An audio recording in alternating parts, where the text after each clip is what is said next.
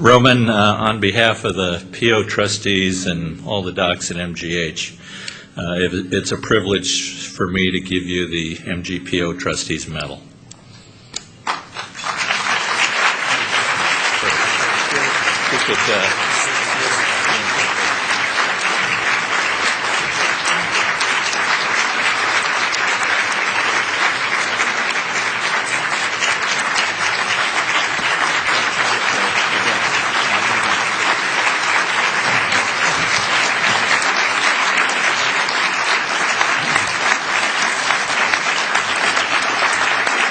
Thank you. Thank you. It is rather hard to see up here. Dr. Torchiana, members of the MGPO, and guests, I stand before you enormously honored, exceedingly grateful, and deeply humbled by this award, but most of all humbled because I can think of many colleagues who are as deserving of this award as am I. From the bottom of my heart, all four chambers,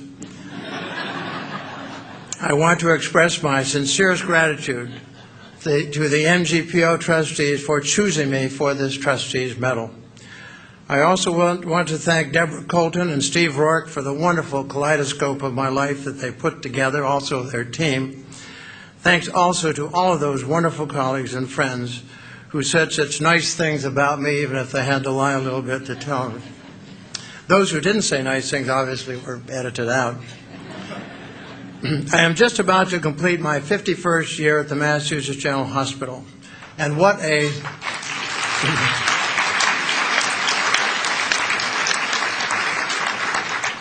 revolution and what an evolution those 51 years have brought to the MGH and to our own personal medical lives. When I came to the MGH in 1955, there were 12 medical interns. The total medical house staff numbered 30.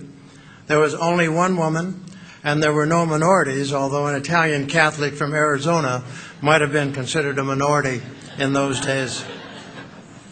We were paid $300 a year. We worked 120 hours per week. That averages out to 20 cents an hour.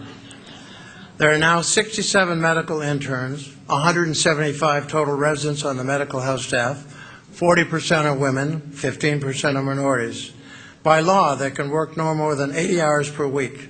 The salary is not lavish, but it is at least a living wage. So at least for the house staff, things have gotten better.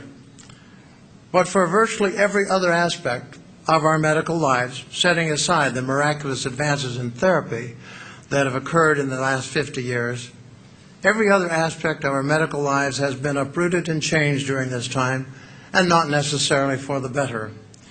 We have seen the birth of HMOs, managed, or some might call it mismanaged care, mountains of rules and regulations that govern and control the way we practice medicine.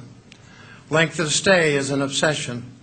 We have seen malpractice become a flourishing growth industry in the legal profession, and new regulations and new annoyances cascade down upon us almost daily.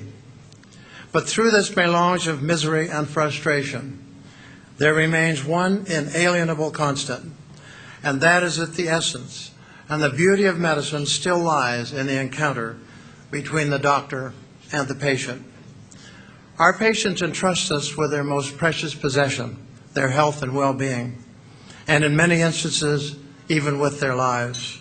This is for us a truly monumental responsibility, and one that should ever be in our minds. Boston's Francis Well Peabody said it better than anybody else in a quote with which you are all probably familiar, but one that is worthy of constant repetition. In the early part of the 20th century, he wrote that the secret of the care of the patient is caring for the patient. Whatever else has changed in our turbulent world, our mission and that of the institution that we serve remains the same: to relieve pain and suffering, to heal the sick, to teach and train the physicians of the future, and to create new knowledge which will improve the health and welfare of mankind. Have you ever given thought as to just how privileged we are in our otherwise tumultuous, violent, and often depressing world? We go to work every day with no other mandate than to be healers and teachers. I know of no higher calling. And now an unsolicited commercial. If you care enough for your patients in turn will care for you. It has been my privilege, as noted in the video, over the years to help raise funds to support the programs and the missions of the Massachusetts General Hospital. Many of my patients have been exceedingly generous, as also have been many of yours. I don't know how many of you have read the original letter of solicitation for funds to build the Massachusetts General Hospital.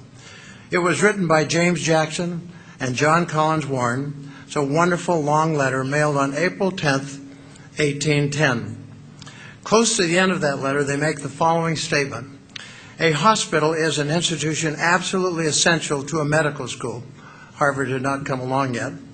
And one which would afford relief and comfort to thousands of the sick and miserable. On what other objects can the superfluities of the rich be so well bestowed? A bit later they go on to say, compared with the benefits which such an establishment would afford, of what value is the pleasure of accumulating riches in those stores which are already groaning under their weight? Mr. Lawrence, the Brahmins really knew how to turn the screws, I'll tell you. If indeed any of your patients are suffering from the burden of superfluities of wealth, then I would hope you might offer them relief by encouraging them to make a gift to the Massachusetts General Hospital. It is indeed a noble cause. Remember that every building, in fact every brick at the MGH, is a product of someone's philanthropy, usually that of a grateful patient. And as Dr. Slavin told us, we got a big, beautiful, expensive new building to build. Over the past half century, there are so many people to whom I owe thanks that it is impossible to mention them all, but I would like to single out a few. The incomparable Walter Bauer was my first chief of medicine. He convinced me to stay at the MGH despite my great desire to return to the West. Each succeeding chief of medicine has been extremely supportive of me. Dr. Edward Bland was the chief of cardiology when I came on the staff as a cardiologist in 1962, and I worked closely and happily with his successor, Edgar Haber, for 24 years. I wish also to thank my distinguished colleagues at the MGH. What a comfort it has been to know that whatever my patients' medical needs might be, I could refer them for the very best of care available anywhere. And how could I possibly go wrong with Jerry Austin as my godfather? You people may not know that, but he's my godfather. I cannot find words that adequately express my love for and my gratitude to my loyal and lovely wife of 51 years, Ruth. I spent so much time at the MGH that she raised my 4 wonderful daughters almost as a single parent. And if you'll let me, just for a moment, I'd like to introduce Ruth, my daughter Ellen, and her children Anna and Mia, my daughter Lydia. Lydia will kill me for this, but she, by the way, is the one who made the comment that made it into the house of God. As one of 4 daughters, when she was 6 or 7, she got up and said to Ruth, Mom, Dad was home last night. And she said, how do you know? She said, because the toilet seat is up.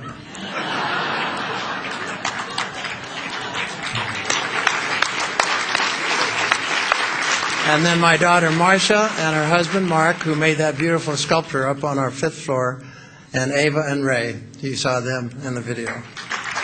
I love you all so much. In closing, may I reiterate how honored I am to receive this Trustees Medal. But in accepting this award, I would like to make it clear that I do so on behalf of the doctors, the nurses, the patients, the administrators, the volunteers, and the 18,000 employees who work so diligently, so proudly, and so ably to make the MGH one of the world's greatest temples of healing. Thank you very much.